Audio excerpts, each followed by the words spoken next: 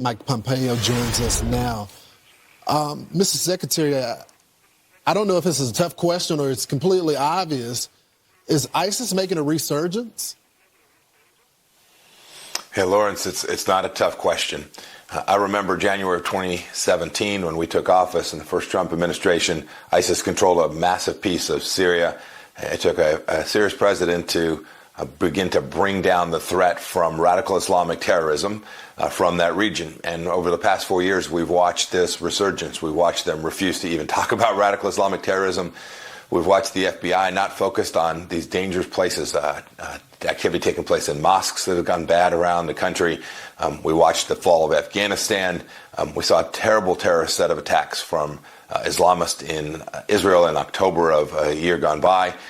This is a deep problem, a real challenge, and the next Trump administration is going to have to confront this radical Islamic terrorist threat in ways that they did back in 2017 and what we saw yesterday, this tragedy. And we've got to find the facts of this particular incident. It is very clear this gentleman had become radicalized and now committed murder of 15 innocent civilians in the United States of America.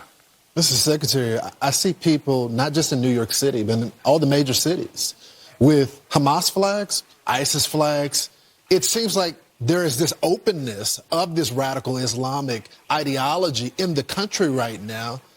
And there seems to be no investigations grabbing these people off the street to figure out the cells that they're a part of.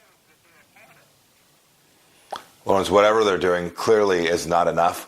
Look, we've seen them threaten and try to assassinate the president, former president of the United States. We've watched them try to come after other government officials. You're right. This threat from terrorism is real. It's continuing. It's an ideology that's not going away.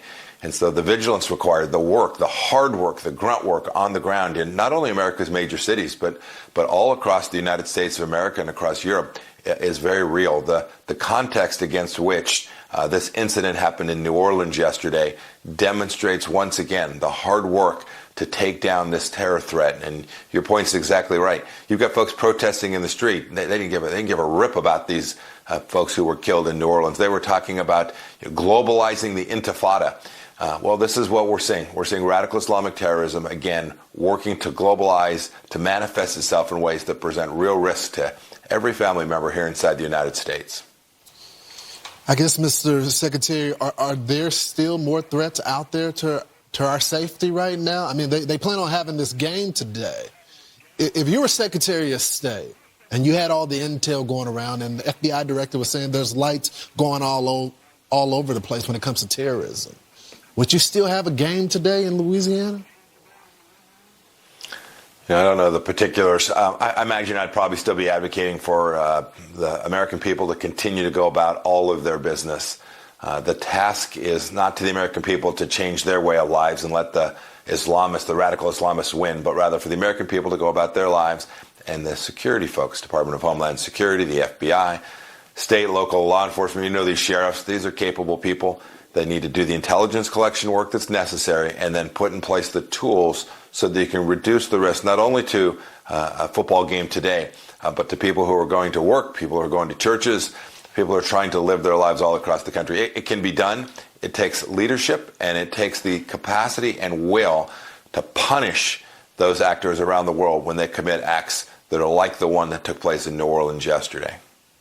The question is, will it be done? I know we have the capabilities. We have great men and women that want to keep us safe. But will the politicians, will the people in charge do what they need to do?